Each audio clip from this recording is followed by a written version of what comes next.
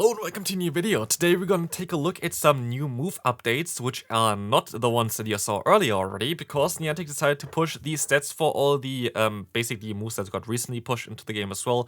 Yeah, now into it. So we're going to have, for example, Spacial Rend, we're going to have War of Time, we're going to have the Storm moves for the Genie Pokemon, we're going to also have Shackle, and for whatever reason, we're going to have an update to our Oblivion Wing. I don't know if you see it here right now.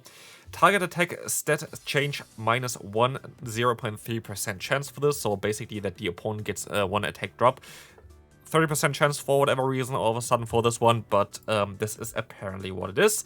We're going to see some other ones here. You don't have to read this really because I already made it a little bit easier for you here as I put this into my own variant of PvPoke. And so we're going to see all the changes here right now. We have War of Time, 150 damage, 65 energy is basically, I think, Draco Media, but on, I think, even 10 more damage without a debuff, which is kind of nice. So definitely War of Time going to be the preferred move on Dialga, but then again, at the end of the day, usually you just get to one Draco Media anyway / War of Time, so it's going to be an upgrade for sure, but it's not going to be a huge upgrade. Spacial Rend, on the other hand, is a 50 energy move and 95 damage, which is kind of nice. Honestly, very, very decent. Also, should be a very good upgrade for the Palkia, allowing it to get to the move a little bit easier, and being also not a debuff move, going to be also very nice. Oblivion Ring, for whatever reason they decided to give this a change as well and didn't say anything at all. Might gonna be out of it again. We're not gonna take a look at this any further. Like, going to have now a 30% chance to drop the attack from the opponent. I feel like this is a good change, by the way. Like, I think it's a decent change for this Pokemon, because right now there were even scenarios where you didn't even want to run Oblivion Ring and rather go for the coverage move of the Focus Blast, and now I feel like this might make this move a little bit easier or a little bit better. Bleakwind Storm, Sandsear Storm, as well as Wildbolt Storm have basically all the exact same stats but with different typings, and this is all Icy Wind clones, which might be kind of interesting for certain Pokemon, which you're going to see as well. And then we're going to have Shackle, which you're going to start off as well, which, like, here's the thing, it has a 33% chance to drop the opponent's attack by one stage, but why have Oblivion Ring a 30% chance? Like, why the extra 3% there? I don't know, but like, yeah, that's what it is. But 50 damage, 40 energy, and yeah, the option to drop the attack. Not that crazy, like, not that strong of a move in general. Of course, if you drop the attack, that's nice. It's a decent coverage move, but let's take a look at what we can see here. Again, you don't have, like, the craziest, what's called presentation for this one, because it was just a short update. Also, I'm working, of course, on all the in-depth videos for the actual move update, so definitely stay tuned for this one. Maybe I'll release one today as well, not sure about it yet, but definitely tomorrow there's going to be a lot to come towards this topic, so definitely feel free to subscribe as well. Shackle, we're going to see here, by the way, I decided to use Frenzy Plant already on this one because you're gonna get Shackle when Frenzy Plant is going to be available as well. So, Shackle, Frenzy Plant instead of Shadow Sneak. Yeah, like here this is Shadow Sneak, otherwise here it's Shackle, of course that's the difference. And we're going to see here that this is going to be a little bit better than the Shadow Sneak, which is kind of nice. I think Shadow Sneak is plus 5 energy, I think so. And I think it's like also 50 damage, so it's like just a better Shadow Sneak that also has a chance to debuff the opponent's attack. While not being very, very strong, it's definitely going to help this Pokemon out just a little bit. Going to be 5 energy or less than the Frenzy Plant as well. So I think that's going to be a decent one there, but let's move on to the Tornadus. Tornadus, we're going to have two different variants here. We're going to have the Incarnate form, we have the Therian form. I think both of them can learn them. But we're mostly going to see the Incarnate form first, so just to make that clear.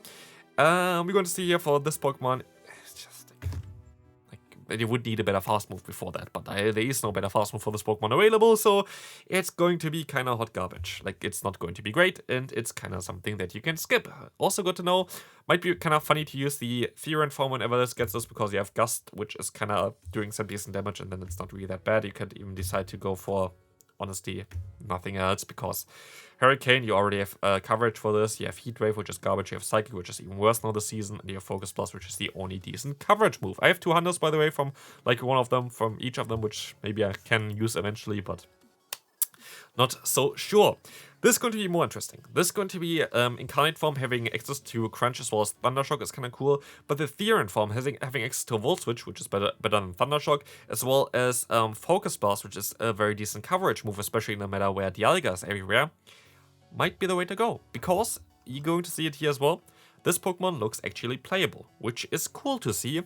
And I like it. You're going to be able to debuff the opponent in the long run as well, what's going to add up. And let's take a look actually on how the 2-sheet is going to look like. I didn't take a look at this one yet, but we can take a look at this together.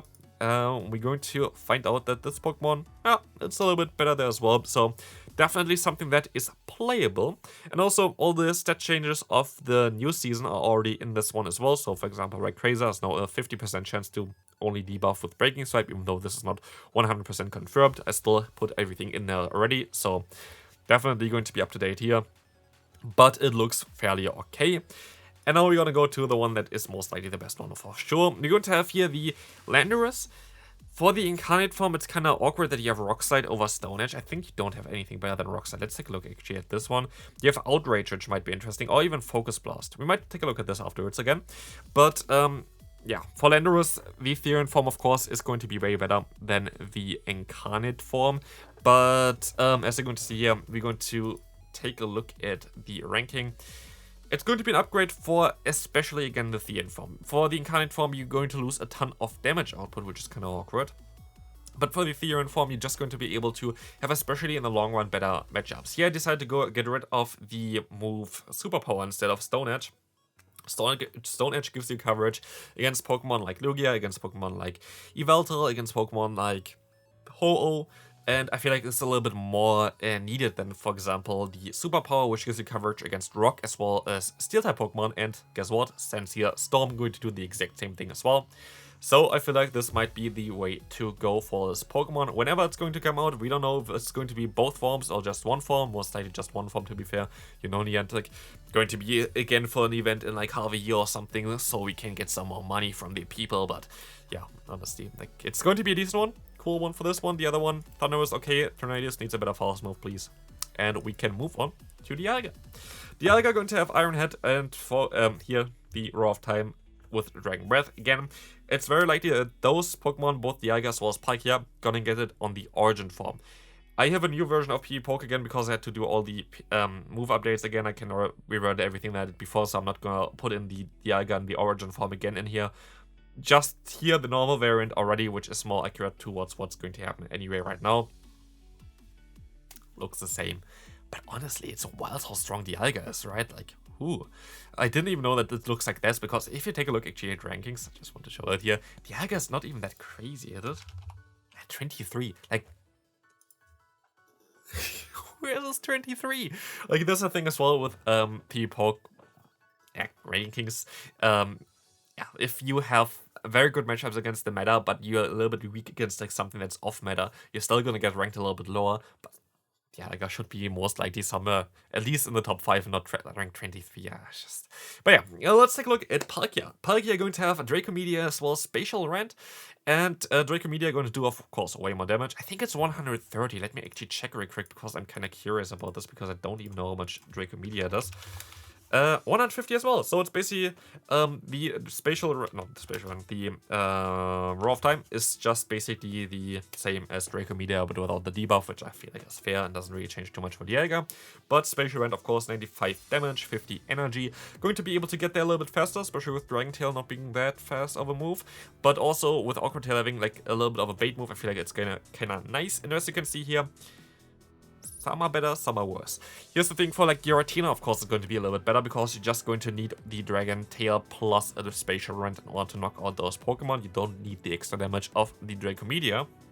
But for Pokemon like Lugia, you do need the extra damage of Draco Meteor. Thing again here, the Origin Palkia is way better than the normal Palkia. So if you have not built your Palkia yet, but you have all the XL candies, keep them. Keep them all for the Original Palkia. Original Palkia looks like insane in terms of the stats that it has, so this might be even a little bit better, but still it would be a great upgrade. And yeah, this is going to be it for this video. I hope you enjoyed it. If you did, feel free to leave a like. Also, check out the videos on the screen right now. Both are towards the new season, and this is going to be it. Bye bye.